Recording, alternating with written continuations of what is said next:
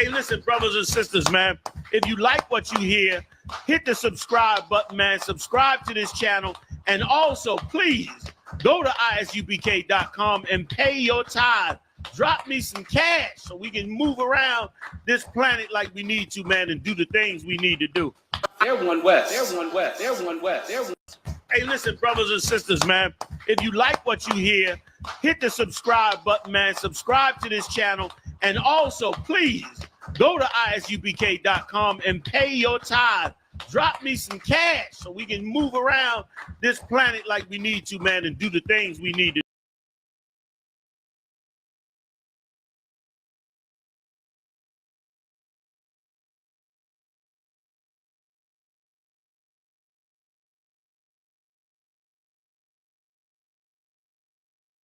Yeah, those are messed up, no.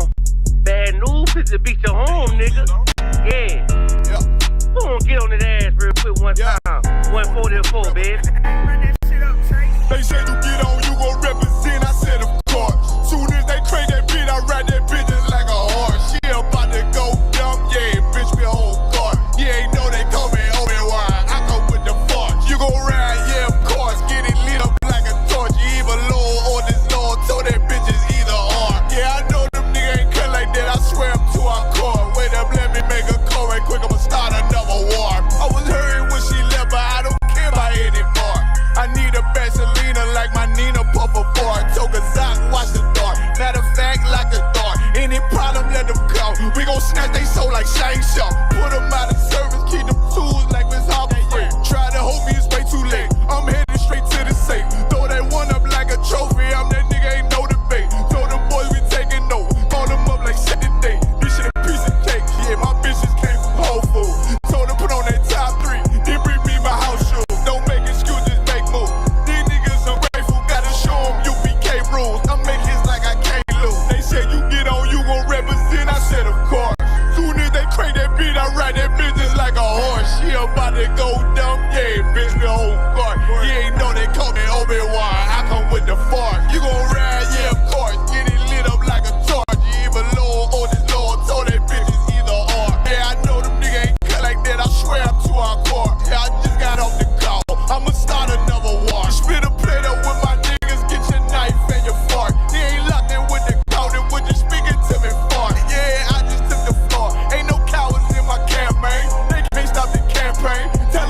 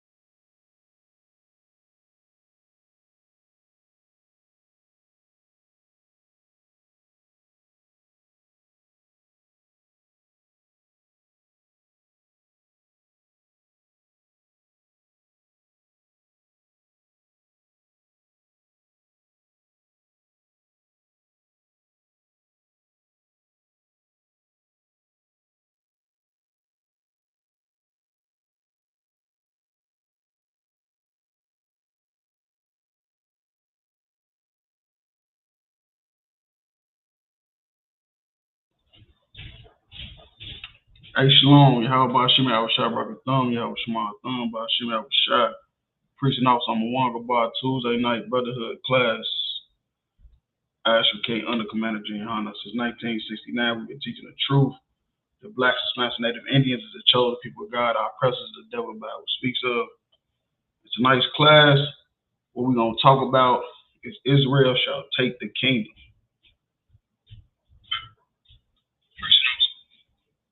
The audio is messed up. I think the audio pretty good now. I think it was just that music. Yeah, I think it was just that music. Oh, okay. Maybe it's copyrighted or something. I don't know. Yeah, though. If I could clap it up for the trooper. Trooper here with me. You know what I'm saying? Christ. Like I said, Tuesday night Brotherhood class, we're gonna talk about is how Israel shall take the kingdom, because the fake Jews right now is living in Israel. They did not take nothing that was given to them, and that doesn't fit Bible prophecy. And also, that land of Israel they living in is not even the full portion. It's just maybe a 20% of what Israel actually is. And Israel is really considered most of the Middle East. You feel me? Most of the Middle East also is the Garden of Eden where Adam and Eve was at. So it's a very historical land, you know. So to write it off as just that little small part is crazy as hell. So, but if I could, if you can go to that first article about Black Wall Street. Colonel Khan, sir. Black Wall Street before, during, and after the Tulsa Race Massacre. You go ahead. Paragraph.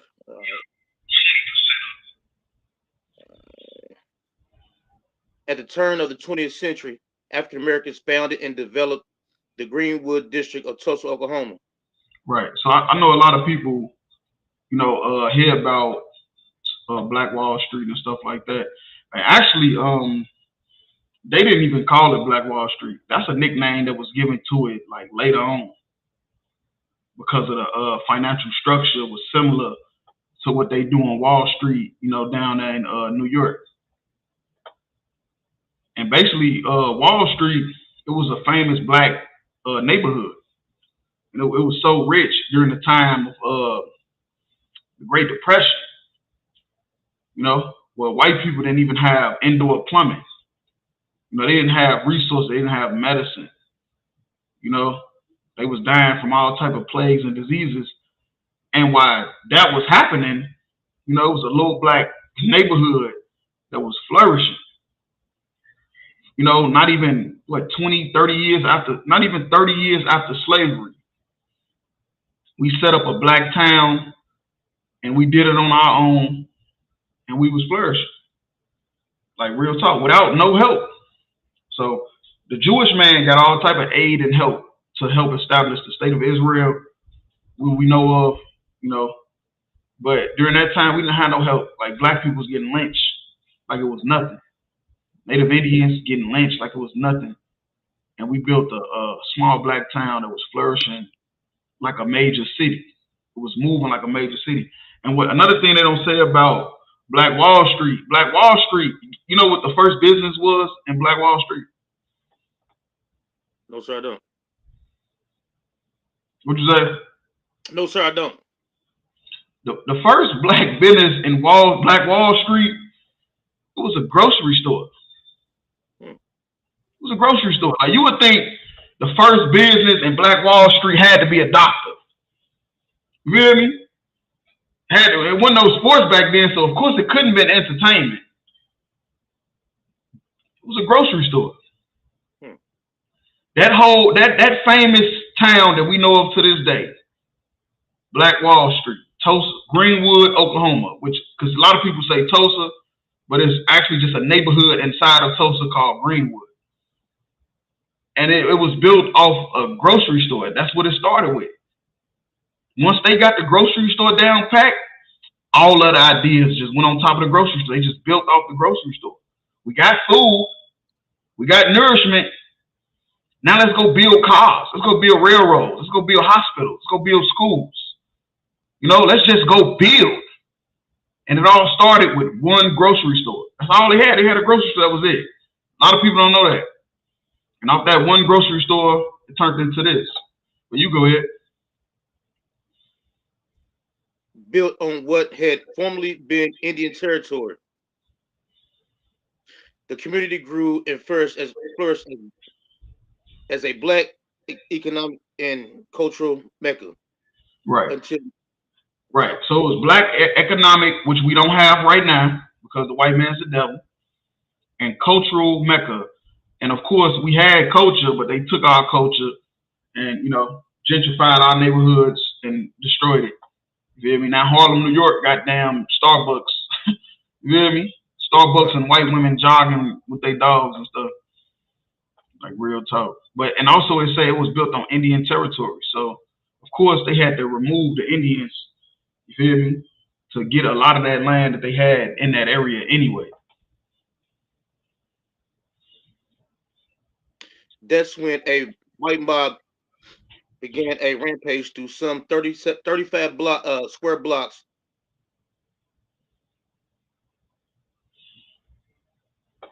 Disseminating the community known proudly as Black Wall Street.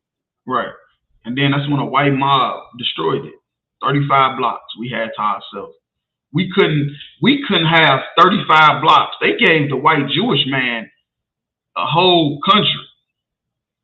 It don't belong to him or the Arabs while they over there fighting. It don't belong to neither one of them. You hear me? Don't belong to neither one of them. They gave them a whole country. They don't know what to do with it.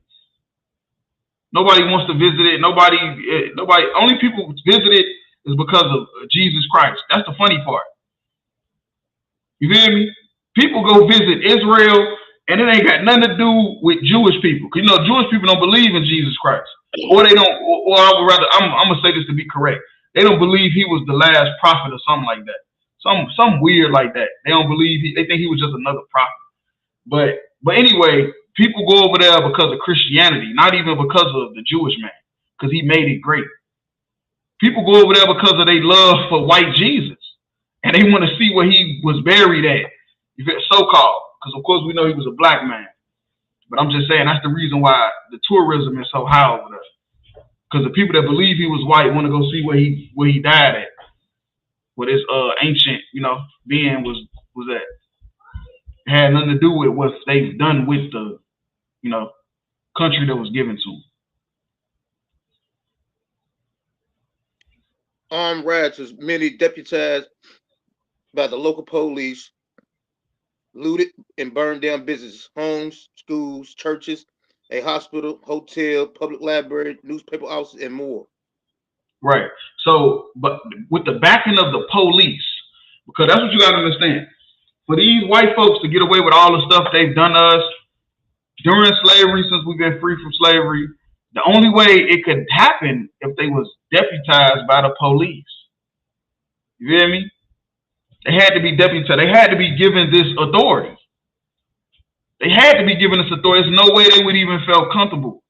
But they was given, the Ku Klux Klan was given the authority. They had police in the KKK, still do today.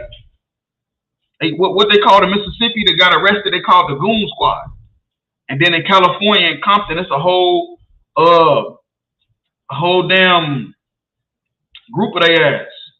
You hear me? There's a whole group of them. They got tattoos to show what they is. But they basically the Klan in cop uniforms. And they say the police deputized them and they looted, which is looting comes from white people, for people that don't know that. When you know what happened with Breonna Taylor, everybody went crazy over Breonna Taylor riots and the George Floyd riots. Well, the looting came from white people. They the first people that ever done it. We reading about it right now. We was fresh out of slavery. There's no reason to do this to a people that's fresh out of slavery. That was told you free, now go into society and build, and we did it. That's what they told us. They said, yeah, you free now. Go into society and be good human beings, and we did it. And they burnt it down to the ground. They looted it. The businesses, the homes, the schools, the churches, the hospitals. Where people go to get medicine, they burnt it down. Hotels, public libraries. where you go to get wisdom and knowledge. They burnt it all to the ground. Real talk. While the official death toll of the Social Race Massacre was 36, historians estimate it may have been as high as 300. Right. So they say 36 because they don't want to seem as cruel. You get me? That's why they say 36, because they don't want to seem like they're the devil the Bible speaks of. So because they don't want to seem like they're the devil, they're going to say it's 36, but the people know it's more than 300. 300 people was murdered that day. Overweight, jealousy. They say you know what's funny? They say a white woman got touched in the elevator. Mm.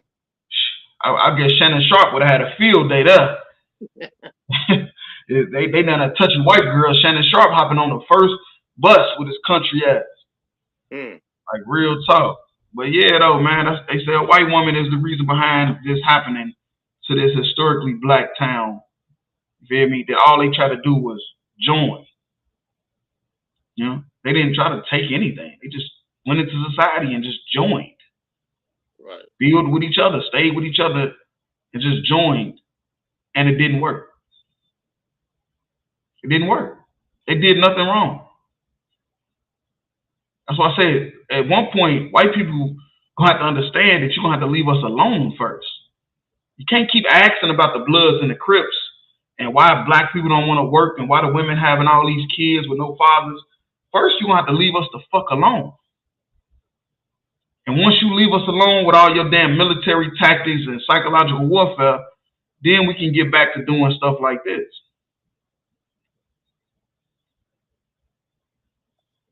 As many as 10,000 people were left homeless. Right. And America is responsible for the homeless crisis.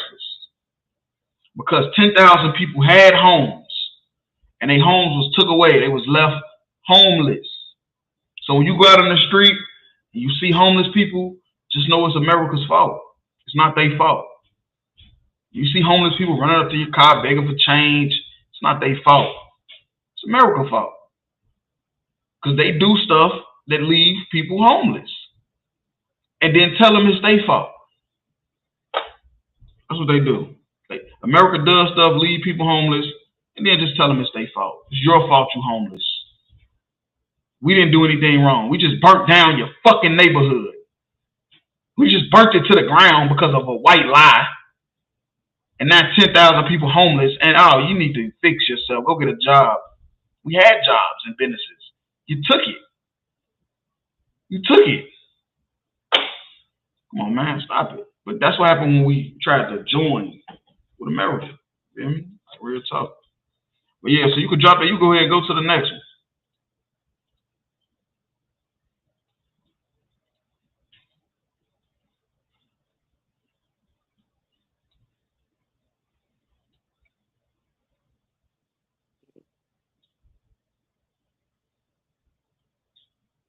It's like, give me a second here. Pulling it No, up. you good. But yeah, though, a lot of people, what you understand about Black Wall Street is it was started off a grocery store, and we just kept building and building and building. We did everything we supposed to do. Blacks, Hispanics, Native Indians, we always do what we supposed to do. But what you got to understand, when people come mess with you, sometimes, I mean, the stuff end up going how it's supposed to go. When people come mess with you, I mean, then ain't that what just happened with the dude and his son? You feel me? Police officer killed his son. You feel me? Yeah, he had a gun, but he wasn't shooting. Guns is legal last time I checked. I mean, I'm just saying. I mean, if I walked outside with my gun, I don't think I should get shot. But I think the people in Black Wall Street that was building them businesses didn't expect for their businesses to get burned down because of some white woman lied. What that got to do with me? Let's say the white woman did get touched. Why is my business getting burned? Why is you don't even find him and take him to jail? Why are you burning down my hospital where the baby's getting born at? Because you're just an evil race of people. Like real talk.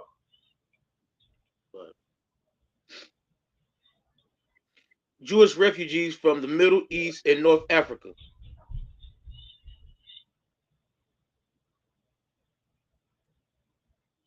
I beg to move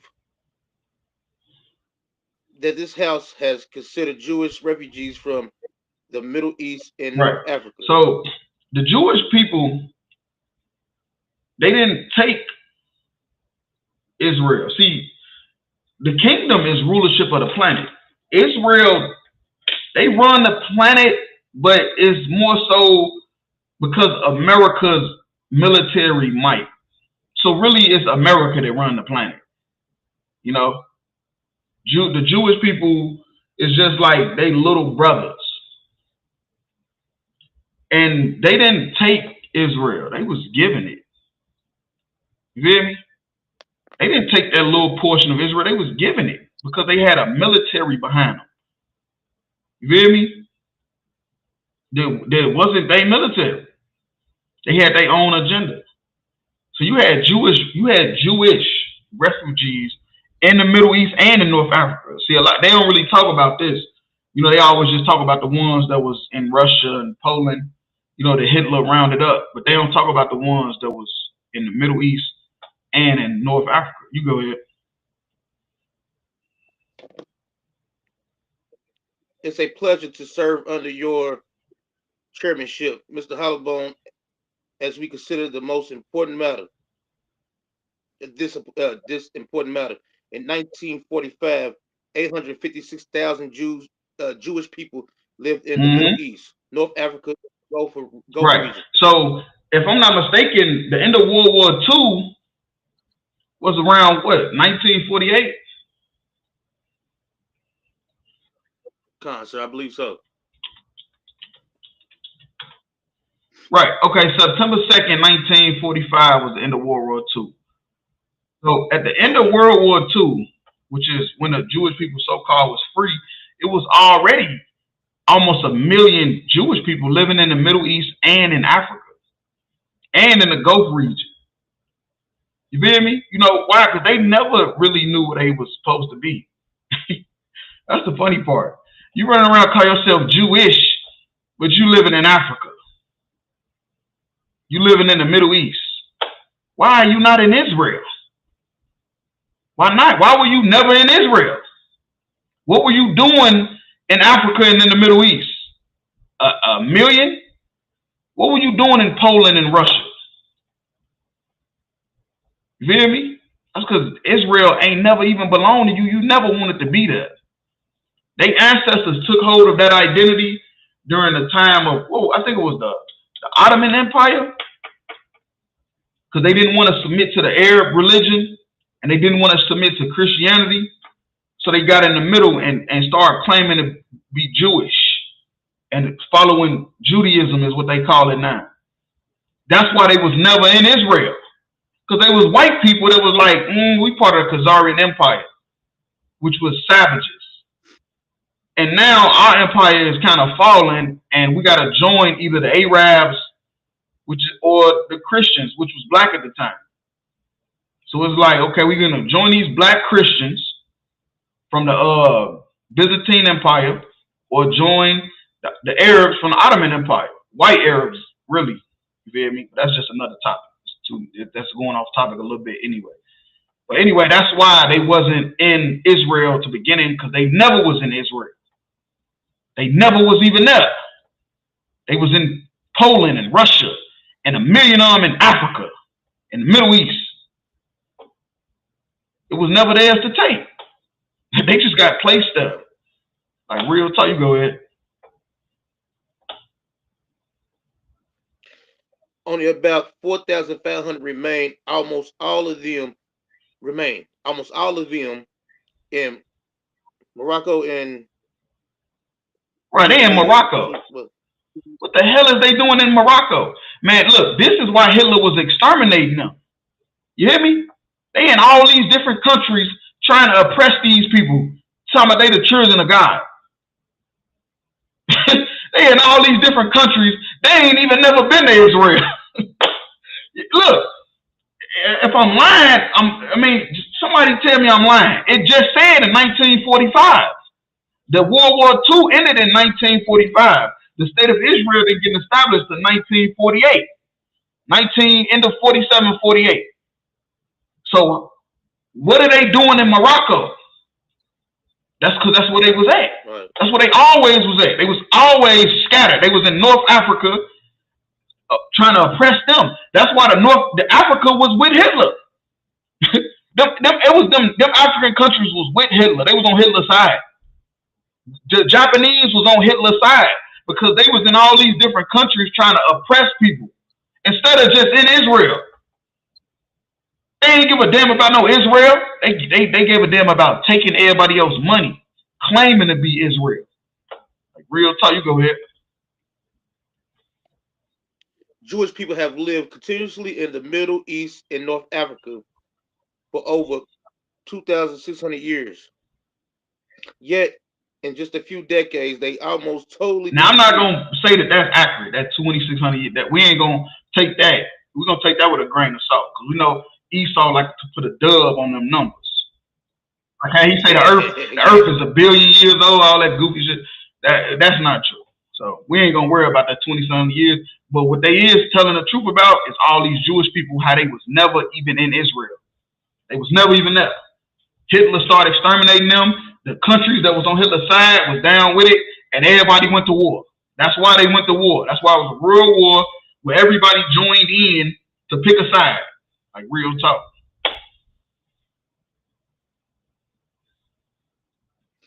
Thousands were expelled or fled their home countries in fear.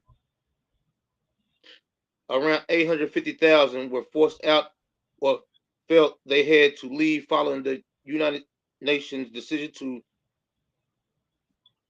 partition out Palestine in 1947. Yeah, so you can drop that. So that's just the point of that. The Israelis, the Jewish people, never took Israel. They never even was there, never wanted to be there because they wanted to be in different countries extorting people. And Hitler was done with it. Like he was done with it. Matter of fact, in World War I, they fought with Hitler. They fought with the Germans. They loved it, Russia. You feel me? Like real talk. But Hitler turned on them because he realized that they was extorting him and his people and all other people whose lands they was living in instead of just going to Israel and building like we did with Black Wall Street. We got free from slavery. We went and built. You hear me? 20, 30 years after slavery, we went and built a good treasure city amongst white people, left them alone. They left us alone. But the Jewish man had to go in everybody else's country trying to extort them. Like real talk. All right, so if I could, go into the Bible, you go to Luke 17 and 20.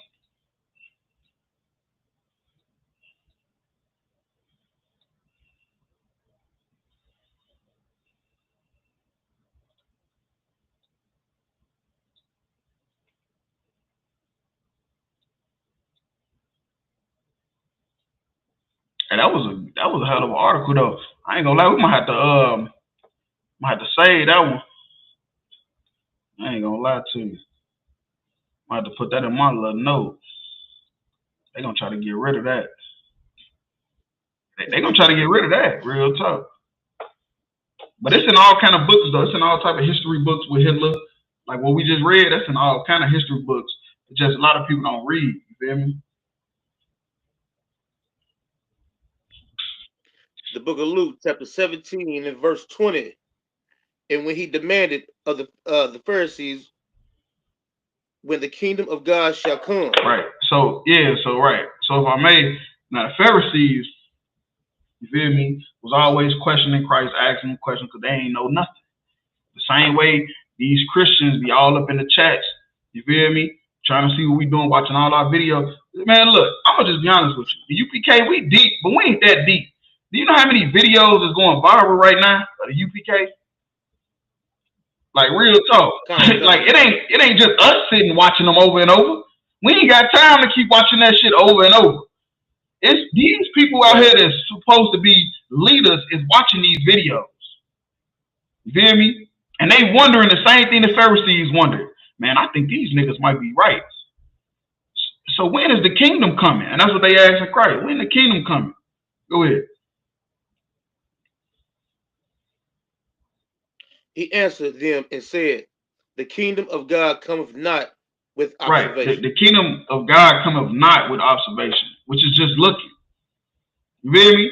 The kingdom of God don't come by just looking and waiting and wondering. You feel me? Getting high, being a sinner, having sex with hoes. That ain't how the kingdom gonna come. You feel me? It ain't gonna come with just looking. Work gonna have to be get put in. You hear me? You're gonna have to be putting in work for the kingdom to come. Because once the kingdom come, that's it. Ain't gonna be no more empires and the Russians, the Greeks. Ain't gonna be no more of that.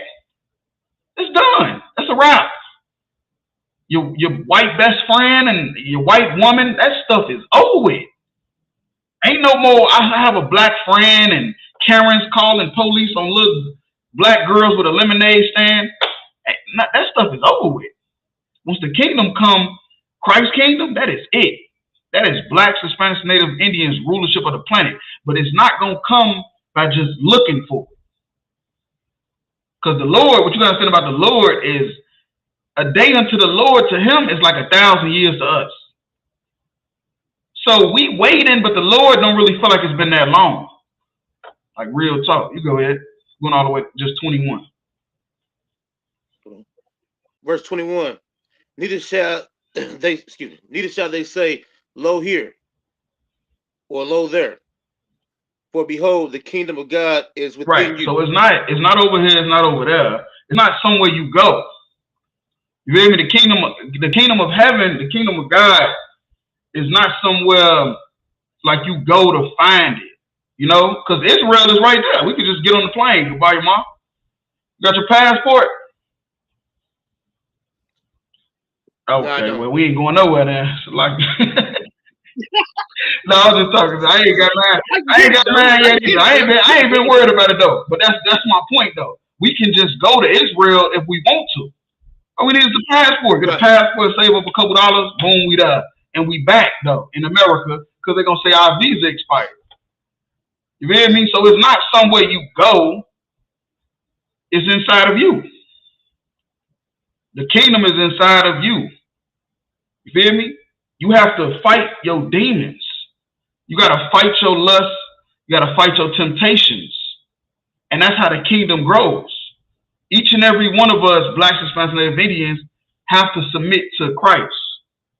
You feel me? We've been submitted to white Jesus our whole life, even though we ain't go to church. Soon as Easter come, we putting on a stupid suit, Easter egg hunting with the kids. You feel me? You don't even know. Like, you worshiping white Jesus, even if you don't go to church. All you got to do is celebrate these holidays. Believe in the philosophies of America, and you celebrating, you worshiping white Jesus. But what we have to do is worship the Most High. You feel me?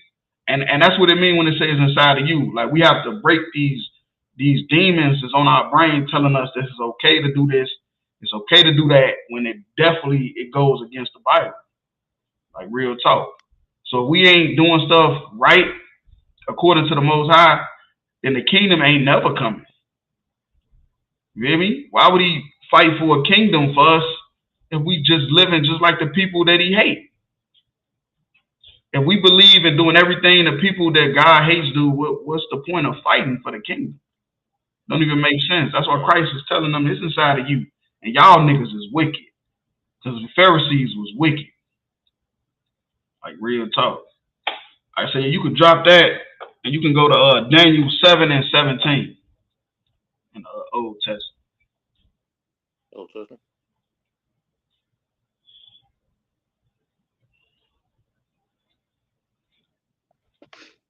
The book of Daniel, chapter 7 and verse 17. These great beasts, which are four kings, which shall arise out of the earth. Right. So he's giving a vision about four beasts. And for the sake of time, we ain't going to read all that. We just break down who the four beasts is. The four beasts are the four kings, the four generals of Alexander the Great. Alexander the Great was the king of Greece, and he was a monster. He went around with his army and they conquered the whole known world. They conquered North Africa, Europe, Asia, all of the Middle East. They had it all on lock. But he had 4 generals after he died, and they split. You feel me? One stayed in Greece, one went to Asia, one went to Egypt, one went to the Middle East. You feel me? And they was ruling, conquering, and they was monsters. Like real talk. And that's why they called great beasts. Because they was not kind people. The people that ruled under them was not kind people. They was rapists and robbers.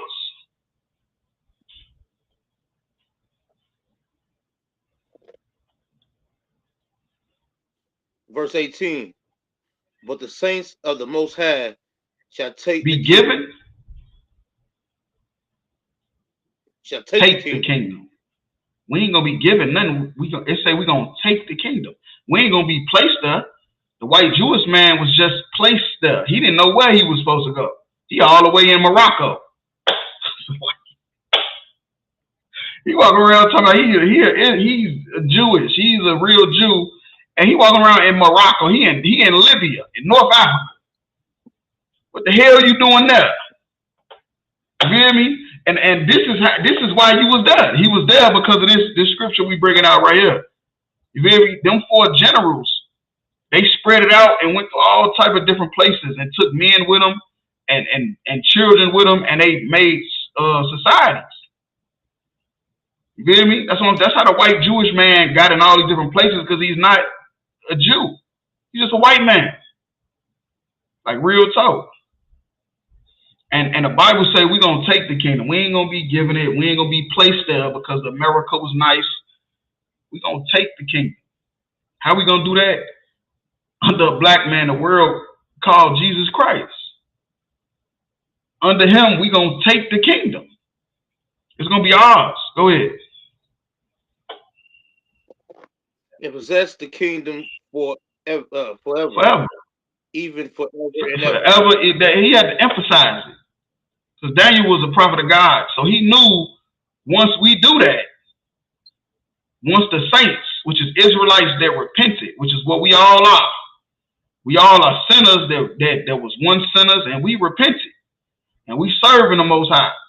We following Christ. And we're going to take the kingdom and we're going to possess it forever and ever. We're never going to let it go. It's never going to be a black, Hispanic, or Native Indian in slavery ever again. It's never going to be a white person hanging a black man. Hanging a black man? What? The whole city going to die. If we find out some white person on the outside of our land kidnapped or done anything, the whole village is going to die if they don't give that person up. Like real talk. The same way how white people get treated. You feel me? They can go anywhere, do whatever they want to do. Nobody does nothing to them. Everybody got their head down when they walk past. That's how it's going to be with us. When we walk past people, everybody going to put their head down, start looking at their shoes. You feel me?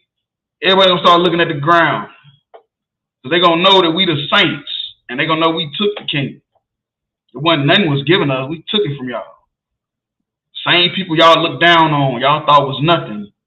Thought we would never overcome this oppression we under. And one day y'all gonna see like that. They took that shit. They got it. Like real talk. And they deserve it. That's gonna be the biggest part. That's gonna be the crazy thing about when we ruling in the kingdom. The other nations gonna be like, they deserved it the whole time. Y'all way more righteous than them goddamn Edomites. Way more generous than them Edomites. Like real talk. So yeah, you can drop that and go to Deuteronomy 30 and 19.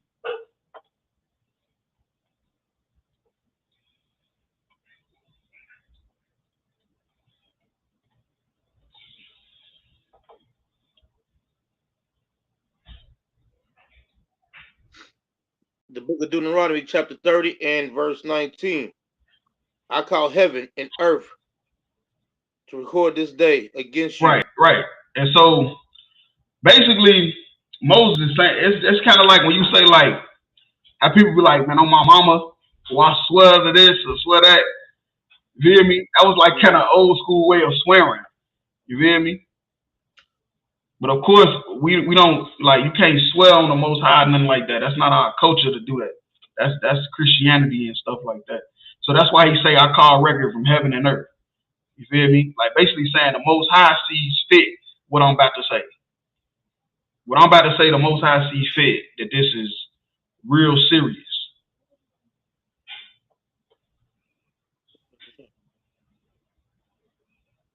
Sorry, hold on. Oh, you got it. Yeah, it just knocked me out of it for some reason. Where we at? All right. That I have set before you life. Right, but that's the point.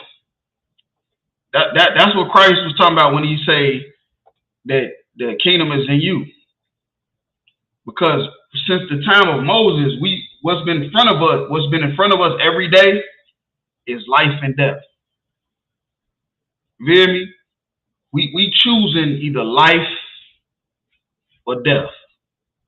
That's it. Every day. Every day you walk outside. Every day you make a decision. When you picking a woman, when you picking a slavery, when you picking what food you about to eat, every day you picking life and death. And black people tend to choose death most of the time because we suffered so much.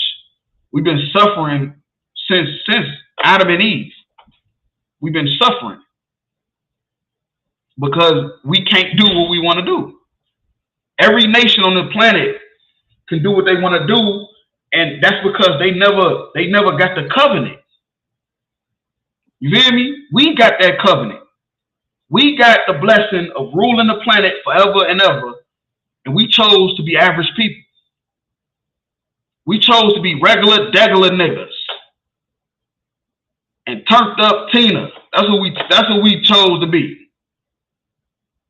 You hear me? We chose to be Offset and Cardi B.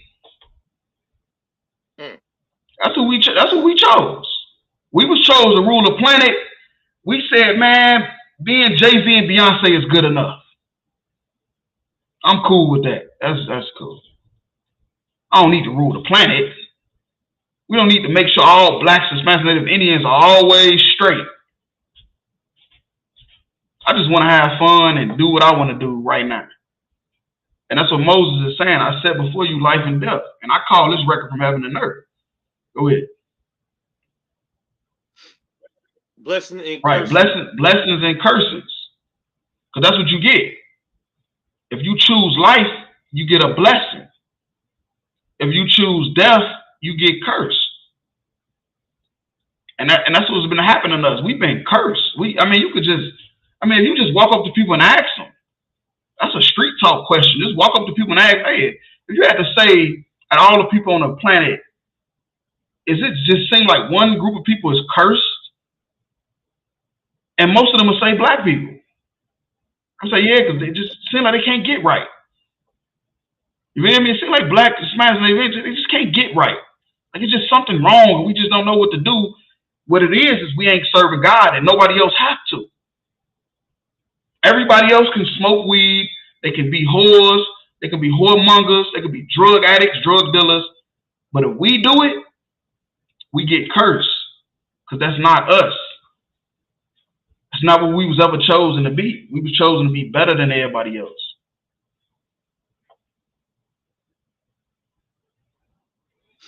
Therefore choose life, that both thou and thy seed. Right, thou and thy seed. So much your child. That's why I want to know if people really love their children. You know? Sometimes I wonder, I don't think nobody really love their children. I think it's just like another roommate. It's just this one you gotta take care of. You gotta let stay with you. You hear me? Because the Bible say that you and your seed may live. Now we know you might not care about yourself because of the choices you made. But what about your children, your sons and daughters? Do you not care if they live or die? On a daily basis can be the reason your son or daughter lives or die. Like, come on, man. That's heavy. What do you choose? You choosing death for your children too? I mean, god damn. Like real talk. And now we see this is how we ended up in this situation. The white man is not better than us. He's not stronger or smarter than us. He just basically is doing the Lord's dirty work. You feel me? He's the being that's on the planet that's putting us in prison for what we doing. Shooting us and killing us, hanging us from trees. You feel me? To show proof that we doing something wrong. But we didn't know that it was keeping the commandments. We thought it was being nice to the police officer or saying yes, sir, to the white man in his grocery store in Mississippi or something. Not looking at the white girl in her breast area. That ain't why we dying. We dying because we've been sinning from the Lord from the jump. From the jump. And our children is paying for it. We just didn't know that we was our children. That ain't never crossed our mind. It ain't never crossed our mind that the children that's talking about is you. Because you had a mother or father that was the children of Israel. And they passed that same curse they had down to you because they made bad decisions and now you doing it to your kids. And your kids gonna make them bad decisions and then their kids gonna be fucked up.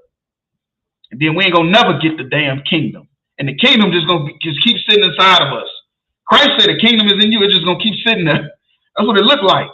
When I get on the internet, I was like, nigga, we ain't going nowhere. we is never getting out of slavery. When I get on the internet, it's, man, them videos, them viral videos, I'm like, we ain't never getting out of slavery. When the women get to doing the interviews, talking about what they think and how they believe, I'll be like, we ain't never getting out this place. I say, God damn. We choosing death every day. I don't know what Derek talking about. But yeah, we can drop that. We can go to Revelations 2 and 26.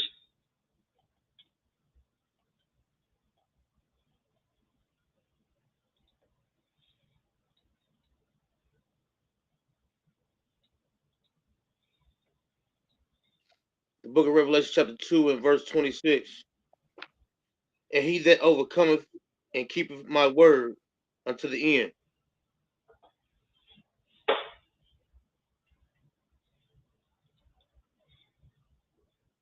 To him will I give power over the nation. So this Christ saying this in a vision, John the Revelator seeing him in a vision. He's telling John the Revelator, like, look, man, that he that overcometh, and overcome is talking about the world.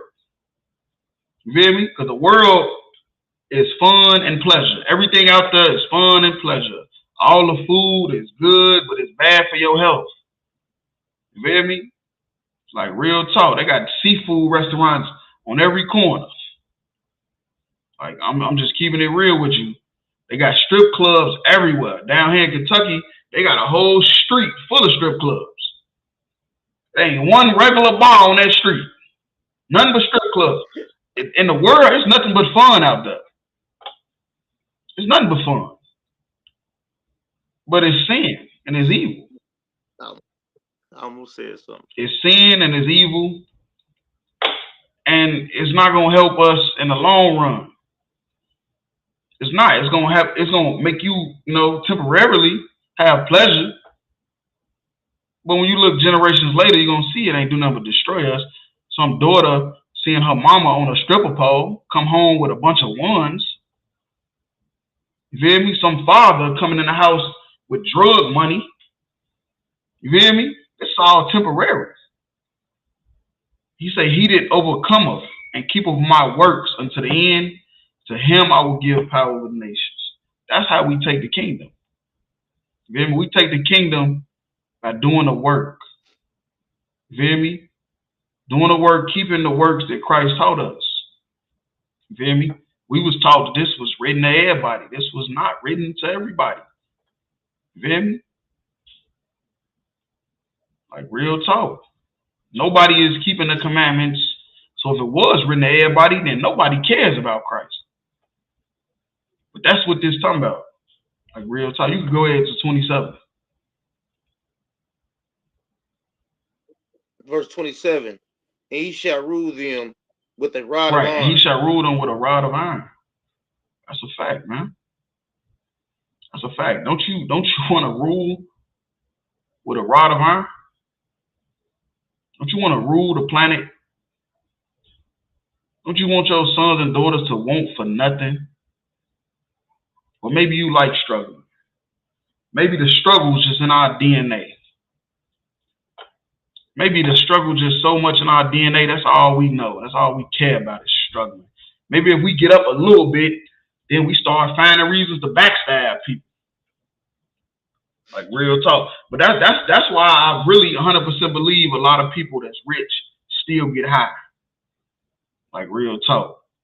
That's why they still get high. It's like because they want to fail. Well, they can't believe that they made it. You hear me? They can't believe they made it out of where they came from. And they either scared to go back or they want to go back.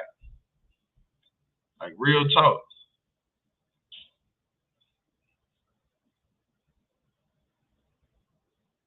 As the vessel of a potter shall they be broken to Right. shipwreck. And like a potter, that's like a clay pot. You feel me? That's how the nations is gonna be. You feel me? They're gonna be broken. Same way a glass jar fall up and it shatters. That's how the nation's gonna be. They just gonna shatter. You're gonna be like, damn, y'all was so powerful. You feel me? Y'all was so powerful, and now look at y'all now. Y'all hated black people, despised black people. They're gonna be begging at our feet. You feel me? They'll be begging at our feet for a crumb. Even as I received of my Father. All right, so yeah, we can drop that. You go to Job 5:20.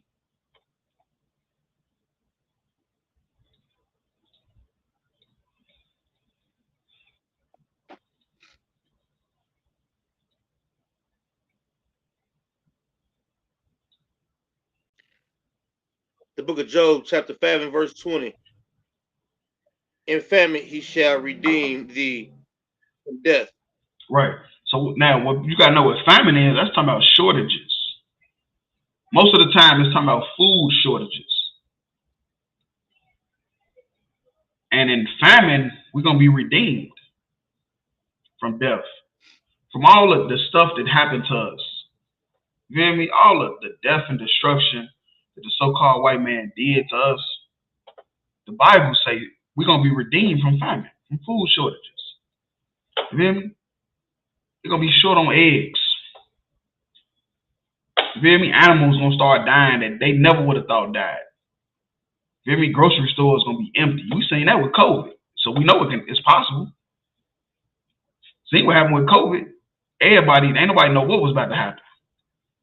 Like real talk. Right. All the relationships got solid. Then as soon as the country opened back up, everybody broke up.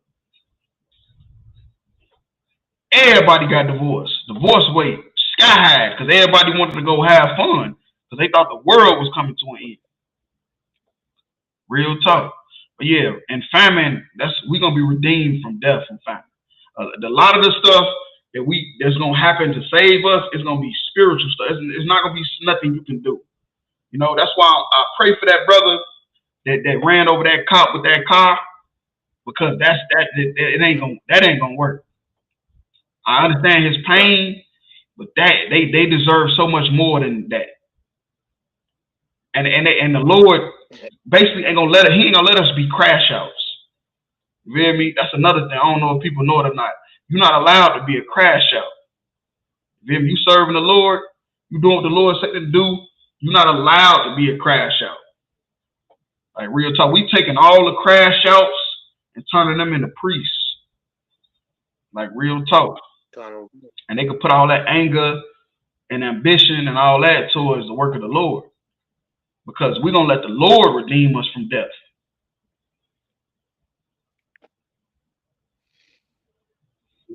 In war, for the power of the right, sword. and in war from the power of the sword. The power of the sword is talking about to kill.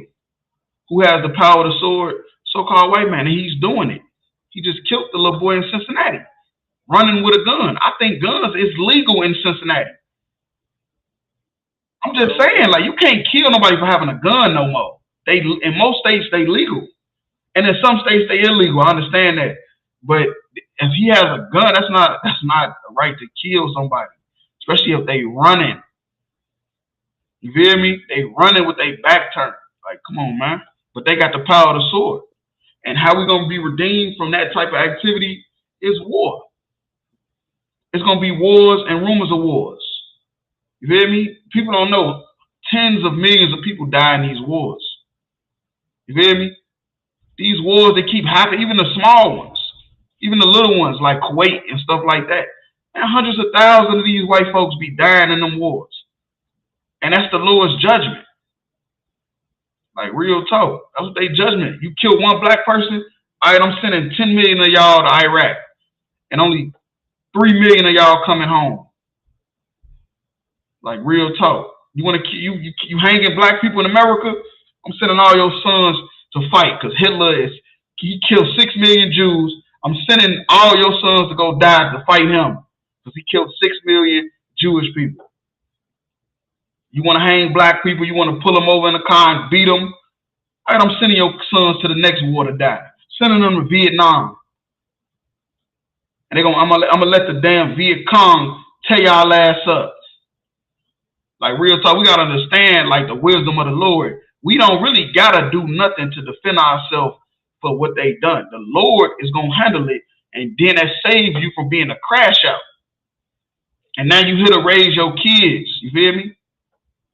Like, real talk, be a leader to the family like you're supposed to be.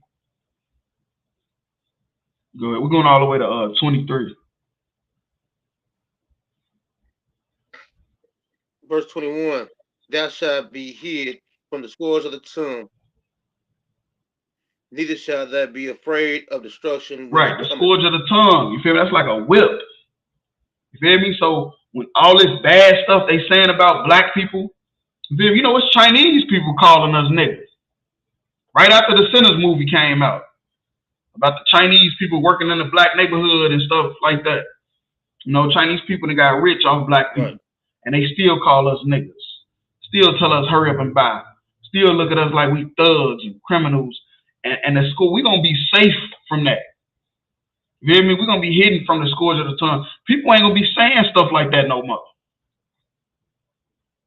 People ain't gonna feel comfortable saying stuff like that because they're gonna notice that, damn, it's only one people that's not suffering. At first, they was the only people suffering. Now they the only ones not suffering. And we gotta go to them for help. We gotta go to them for nourishment and for food and wisdom, most importantly, wisdom.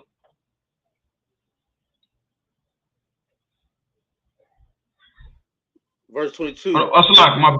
And they say, neither shalt thou be afraid when destruction comes. That's a fact. When all these people dying, when all this famine is happening, when all these nations start to fall apart and broken pieces, we ain't gonna be afraid. And that's the day we're gonna see the Lord was with us. The people that's not with us right now, the people that think we crazy, that we Power Rangers, we out of control, them same people gonna be like, damn, they don't even know. The Lord is with us and not nobody else.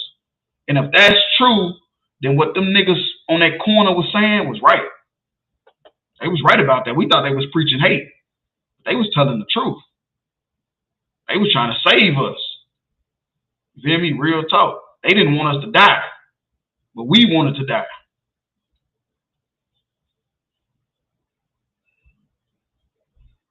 Verse 22.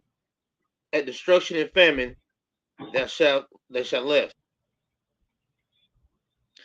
Neither shall thou be afraid of the beast. Right, and that's a fact. So when we see destruction and famine come, we're gonna laugh, which basically means like it's not gonna be a burden to us. It's nothing. Like, oh, you say what happened? Y'all have no cows? Oh, okay. Well, we was eating steak last night. You feel me? All y'all say is no eggs. Oh, well, we just made omelets this morning. You feel me? Like, real talk. It's not gonna be a thing of like, well, okay, that's cool. It's no No fish? Okay, well, we just opened up a fish farm. You know, we got tilapia on deck. We got salmon on deck. I don't know what y'all talking about. Like, real talk. And we ain't gonna be afraid of the beast of the earth. Who's the beast of the earth? It's talking about these heathens. The heathens is the beast of the earth. They animals, man. You feel me? Just look at some of the, look, that's why I love the internet. I ain't gonna lie. I hate the internet. Actually, I hate the internet, but I love it because it opened up people's minds to like what's really going on. If you know, got your eyes open. These other nations are animals. Like some of them don't even look human. Like they don't look well put together, like real talk. And that's why they call the beast of the earth, because that's what they is. They animals. They eat and drink and do whatever they want. Shit, they have sex with animals. You know they do because they had to make a law to stop you from doing it. Like, is it a law that say you can't drink piss? It's not a law to say you can't drink piss because you know you can't drink piss. You might get took to a mental institution, but I don't think they're gonna lock you up. They had to make a law to stop you from having sex with animals. It's called bestiality because that's just what they do. What they say, 100 gorillas versus a nigga, man, them 100 gorillas gonna run from the white people because they're gonna be trying to have sex with them. I'm just keeping it real. The gorillas the white people is gonna win against the gorillas because the gorillas they're gonna be trying to have sex with them, and the gorillas is gonna be running into the trees, like real talk.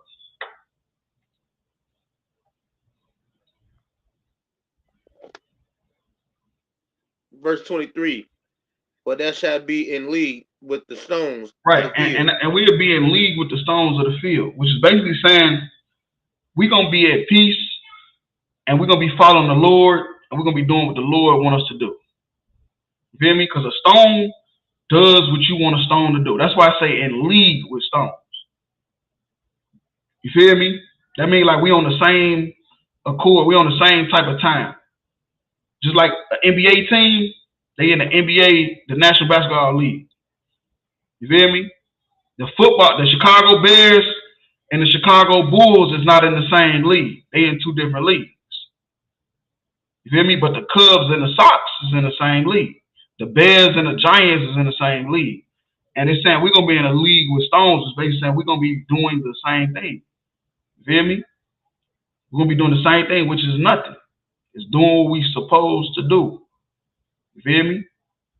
Being strong. Like, this is my rock. You feel me? And that's how we're going to be.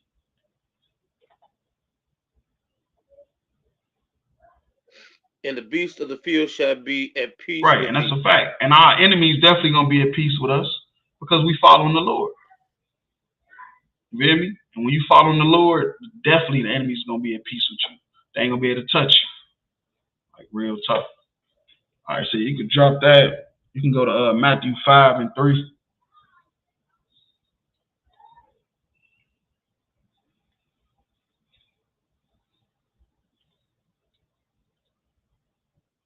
The book of Matthew, chapter 5 and verse 3. Blessed are the poor in spirit, for theirs is the kingdom of heaven. And that's a fact because rich people, they got their reward. Rich people, even black rich people, y'all had fun. You done gave white women $10 million for nothing. I mean, you rich people had your reward. You done did all the drugs. You feel me? You done bought all the damn liquor, bought all the weed. Y'all had fun. Let the poor get a chance. You feel me? Let the poor get a chance to rule. You feel me? You know why most people is poor? It's because they would never do what P. Diddy had to do to get rich. They would never do what Jay-Z had to do to get rich. They would have just said, no, I'm turning that down. Remember that TV show, Making the Band? I guarantee you none of them people made the band. It's because they didn't want to do what Diddy said to do. He probably told them to do some stuff, and they was like, nigga, hell no, I'm going back on the block. Like, real talk. And poor people have more compassion. You feel me? They more considerate than rich people. And that's why I say blessed are the poor, because theirs is the kingdom. They the people that should rule. They the people that should rule the planet. Like real talk. And it's funny, when you look at it as a nation aspect, black people have I think they said the 7th, if black people was their own country, we'd be like the 7th richest economy in the world. So spending power wise, we got it. But bringing it back in, we don't have it. Because we keep spending it with everybody else. We're not spending it with black people. So we technically are the poorest nation. You feel me? So for people that believe Christ loved everybody, this could only be talking about one people. You feel me? This could only be talking about one group of people. And that's blacks, Hispanics, and Native Indians. You feel me? We don't have no military. We don't have no banks. We don't have no economic structure, no nothing. Like real talk. All we got is a lot of money to spend. You feel me? We got a lot of money to spend, though. We can make Magic City Monday jumping. King of Diamond Tuesday, we had that turned up. You feel me? Mm-hmm. But when it comes down to businesses and, putting it back into the community, we ain't got that. We don't have that at all. Like real talk. And, how we get that is inside of us. It's inside of us. Keeping the commandments. That's it. You feel me? That's the blueprint. It just seems like, it got to be something else. It got to be some type of thing I need to invest into. I need to invest in the real estate. I need to invest into this company or that company. I need to play with the stock market. Nigga, the kingdom is inside of you. It's keeping the commandments. Like real talk. That's it. That's how you want to get it. It's yours. Blacks, Hispanics, Native Indians. The kingdom of heaven is yours. You just gotta take it. You feel me? Ain't nobody gonna just place us there. We don't have the luxury of the American military like the Jewish man. We don't have that luxury. You feel me? So we gotta take it, and taking it is spiritual. It's not physical take. You feel me? It's not a physical take. Well, it's not physical yet, I'm gonna say. Because everything got a season.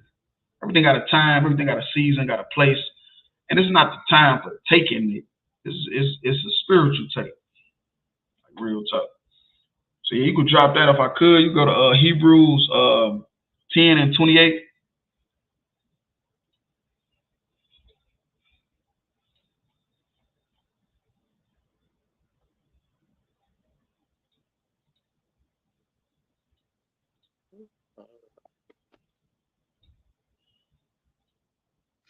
The book of Hebrews, chapter 10, and verse 28. He that despised Moses' law died without mercy under 2 or 3 witnesses. Right. So yeah, you back in the Old Testament, the Old Covenant, which was about sacrificing animals and stuff. If you sin, if you did something wrong, you died, and all you need was 2 or 3 witnesses. That's all you needed. 2 or 3 people to say you done it, and you was dead. Just like that. No chance to fix yourself. No nothing. No, it was just a mistake. I didn't have time to think about it. You was dead right then and there. You go ahead. We're going all the way to 31. Chapter 29. Of how much sore punishment suppose ye shall be thought worthily who hath trodden under the foot of Son of God. Who have trodden under the foot of the Son of God. So basically saying, like, look, you died with just 2 or 3 witnesses under Moses' law. So what you think gonna happen to you now that Christ died? Christ died for you to be brought back to the covenant. His favorite son, special son. You feel me? His favorite, his special son who he loved. He never sinned. He never did nothing wrong. He just was a soldier, and he died for his people. Blacks, Hispanics, and Native Indians. So it's going to be a sorer punishment, which means a rougher, tougher punishment. Now that this happened, you was basically saying you was better off with Moses' law. You was better off with them 2-3 people. Hopefully, one of them was lying or one of them didn't see it. Now it's gonna be a little rougher now. Like real talk, because we all under the blood of Christ. And he died for us to keep the commandments. So you telling me you're gonna sin? It's gonna be a sore punishment. Go ahead.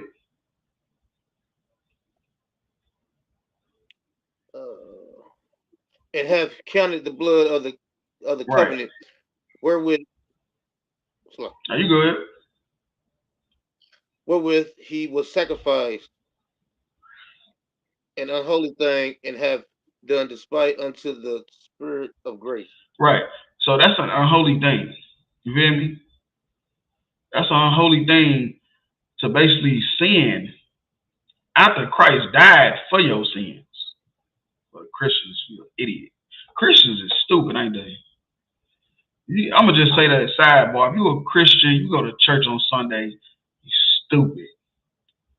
Because you end up sinning. And the Bible says it's gonna be a sore punishment. You feel me? Because now that we done came under the blood of Christ, because he's died for our sins, you done made it an unholy thing. When it was a really holy and separate thing that he did for us, and you just made it unholy.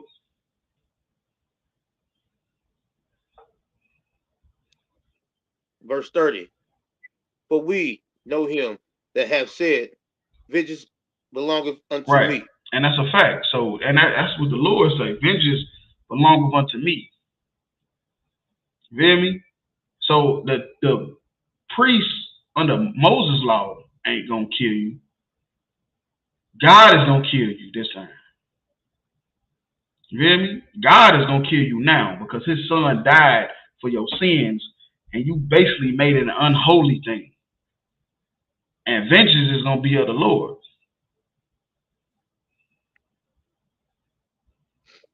Our recompense saith the Lord, and again the Lord shall judge. Right, that's a fact. And so that's what's gonna happen. And that's what's happening now. Blacks, Hispanics, Native Indians, we being judged. That's why everybody else is living a happy-go-lucky life. All the heathens is living happy-go-lucky lives. But we not. And we all doing the same shit. We all do drugs. We all have sex with hoes. All our women is hoes. You feel me? We all eat unclean things. So why is blacks, Hispanic, Native Indians the only ones suffering? Why ain't nobody else suffering? Why everybody else prospering? Everybody else got armies and nukes.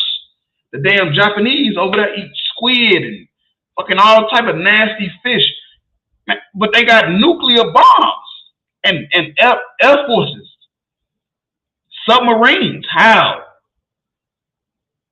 Because they not the Lord's people. We is. And we being judged. Like real talk.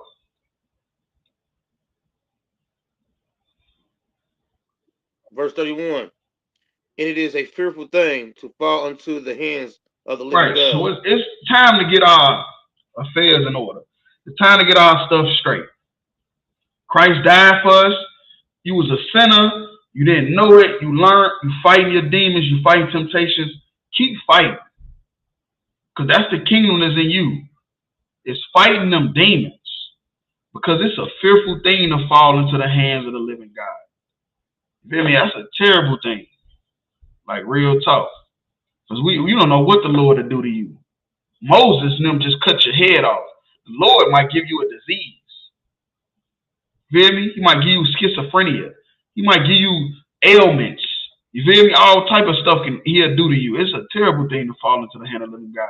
I don't even want to keep going into that. Like real talk. But it could be more worse than just him cutting your head off. And then now you be born again to try over. You might be born again and you're blind. You feel me? Like real talk. It's a terrible thing to fall into the hands of the living God. So real talk. Christ has died for us. Going back to sinning is, I'm going to say is you dancing with the devil. Like real talk. Dancing with the devil. after you learn this truth, you turn away from it. That's crazy work. So yeah, you could drop that. If you could go to Psalms 84 and 10.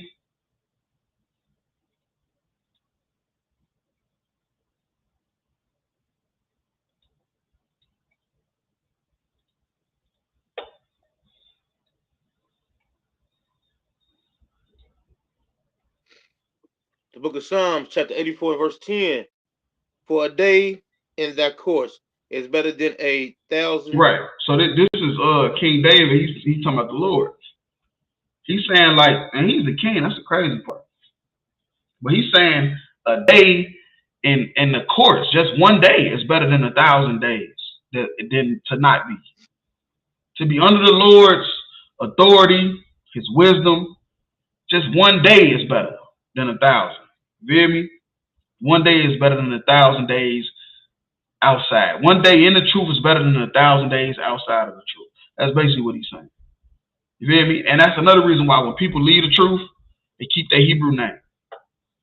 Because if they give up the Hebrew name, that's the last thing they got to hold on to. Right. That says they not in the world. They know if they take back their worldly name, that they was never even in the truth in the first place, first of all. But they back in the world. Because a lot of people say, yeah, I ain't in the UPK, but I'm still in the truth. No, you're not.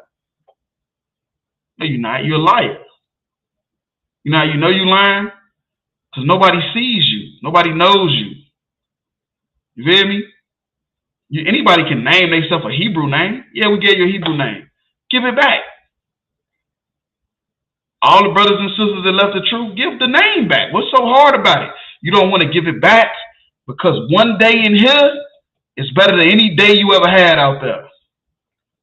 That's why. That's why you don't want to give us the name back, because you know you had more freedom from the white man, from this evil world, from Satan in here than you ever had out there. Out there, you jammed all the way up. You in the world, you jammed all the way up. But in here, you were safe. You were secure. Yeah, it's hard. Yeah, it's rough. But you knew you were safe. You hear me? You knew you was in a place you can depend on. That's why when people leave the truth, they can't give up that name. Because it says to everybody else too, that I'm a traitor. You feel me? All the people that they was around trying to push the truth to, guess what they gonna think? Oh man, you fake as hell. You was in my ear talking about all that UPK, God is black stuff, and now look at you. You feel me? And look at you now. And King David said it. King David said, one day is better than 1,000. One day in here is better than any day, your best day in the world. One day in the truth is better than your best day in the world. I guarantee it. Like real talk. You go ahead. I had rather be a doorkeeper in the house of my God than to dwell in the tents. Right, and that just break down what I was talking about. He said, I'd rather be a doorkeeper in the house of God. I'd rather be somebody just open and close the door. And that goes to the kingdom of heaven too. The kingdom of heaven is going to be so glorious, the doorkeeper is going to be fresher than the king of a heathen country. You feel me? The person that open and close the door is going to be fresher and fly than the king of a heathen country. Like real talk. And he say rather than to dwell in the tents of wickedness. Like being in wickedness is fun, but it's temporarily fun. Like it's just like you wake up the next day and you be like, what did I do? Or you come down from the high, you be like, why did I do that? You done having sex with that woman, you like, pushing her off you. You feel me? Don't shake your head too hard by your mouth. I'm just joking with you. But I've been there too. So we know. Being in the world is pure wickedness. And being in the truth for one day is better than being in the world for 1,000. That's why nobody never want to give up the Hebrew name. They don't want to give it up. Because they know they showing their family, their friends, that they was weak. And they ain't nobody to be trusted. And another thing, that they was the problem the whole time too. So now they family gonna be like, nigga, every time they get into it, they gonna know, like, nigga, it's your fault. All their kids gonna be like, man, it's your fault. Anything go wrong. Like, real talk. But yeah, it's definitely better to be in the truth than in the world. And you will find out the hard way if you ever leave the truth. And King David said that. That's what King David said. I'm just keeping it real. I'm just reading the Bible. That's what the King of Israel said. You feel me? But yeah, if I could, you drop that last scriptures. Go to 1 Kings and 1 Kings, the 10th chapter, start at verse 4. And we're gonna see what happened with Solomon. Because this is the son of King David. He went through a similar, situation. But this time somebody else spoke on it. You feel me? Rather than him speaking on it, somebody else spoke on it. So like you said, what you say, 1 Kings what? 10 and start at verse 4. 10 and 4. The book of 1 Kings, chapter 10 and verse 4. And when the Queen of Sheba has seen all Solomon's wisdom in the house that he hath built. So the Queen of Sheba, this is the Queen of Ethiopia. Like I was saying, what King David said about a doorkeeper, he'd rather be a doorkeeper than dwell in the tents of wickedness.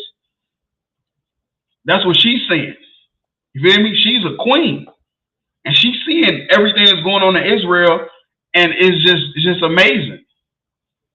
You feel me? She's seeing all his wisdom. And the wisdom is not just talking about how he can make decisions, it's talking about the product of the decisions he made.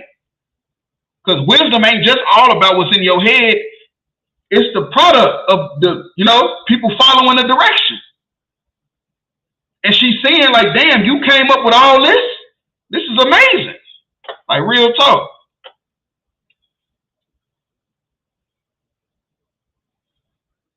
Verse 5. In the meat of his table, and the sitting of his servants, and the attendance of his ministers. And their stop right there. And their apparel. Their apparel. She talking about how they dress. Because one thing about women, they into how you dress. I'm just gonna keep it real with you. If you ain't dressed right, the women is looking past you. I'm just keeping it real with you. You gotta be dressed up a little bit sometimes. Cause that's all women really care about is, material stuff. But it was serious though, because these is servants, is what she's seeing. She's seeing the meat of his table, which is talking about the dinner. She see the food they eat. You know how people know you got money by the food you eat. You feel me? People see you eating you see you at a certain type of restaurant, they're gonna be like, man, you must got money. You at Ruth Chris? You ain't at Longhorn. You at Ruth Chris. You take a bitch to Ruth Chris, she gonna think you got money. Off what you eating. So she's seeing what he eating and seeing his servants and his ministers and seeing how they dress, and she's like, man, they fly as hell. Like why are servants dressed like this? You feel me? Why is they fly like they ain't supposed to be this fly? You feel me? Unless you got some good shit going on in here. You feel me? Y'all getting to the money over here because your servants is fresh to death. My servants got rags on. My servants got on damn pillowcases and sandals. Your servants got gold and diamonds on. You feel me? Probably had on big ass gold chains and gold teeth and all kind of stuff. Because the Bible said King Solomon had gold and diamond teeth. You feel me? That's in the Songs of Solomon. Like, real talk. So if he had it, I'm pretty sure he let them wear it. Like, real talk. And she's seeing all that and like, damn, y'all fly as hell. You go ahead, though. And his cupbearers, and is sent by which he went up unto the house of the Lord. There was no more spirit. Right, there was no more spirit in her, which means like she had no more, she wasn't guessing no more. You feel me? She wasn't going up against it no more with all the stuff she was hearing. She was with it.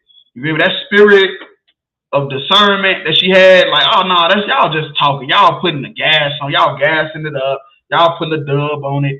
That ain't true. I'm gonna go see about it. That shit was gone. That was over with. When she seen that, she said, yeah, what I heard, is the truth. Y'all got it. And that's how it's going to be in our kingdom. It's going to be even better. Like real talk. The last scripture, drop down to verse 9. Oh, shoot. Oh, shit. Oh, First King. 10 and 9. Okay. The book of First Kings, chapter 10 and verse 9. Bless the Lord. Blessed be the Lord, thy God, which delights in thee, to set thee on the throne of Israel. Blessed be this is the Queen of Sheba saying this about Solomon because of what she's saying. She say, blessed be the Lord, thy God, your God. The God you worship, it's that nigga. Because he's working and he is for real. Like real talk.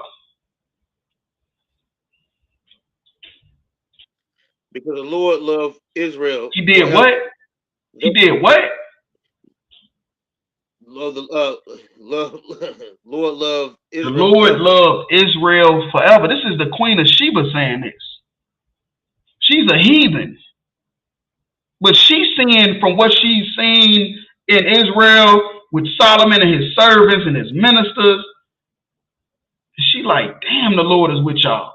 Of what we was eating. We must have was eating something fly that night. She say the Lord is with y'all forever. Love y'all forever. He is with y'all. He not with us.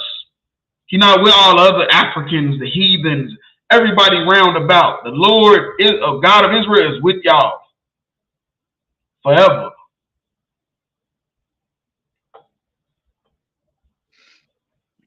Therefore made he that king, the king, to do judgment and justice. And that's a fact. He made Solomon the king. He was a son of David to do judgment and justice. And the decisions that Solomon was making, it made our kingdom glorious. So glorious, the heathens came and seen it, and they was amazed, mesmerized, like real talk. And that's how it's going to be. We just got to fight for it. We just got to take it. It's inside of us. Christ said the kingdom is in us. All that stuff is going to happen again under a black man or word entity called Jesus Christ. Tune in every Monday, Tuesday. Tune in Wednesday night for the podcast. Feel me? How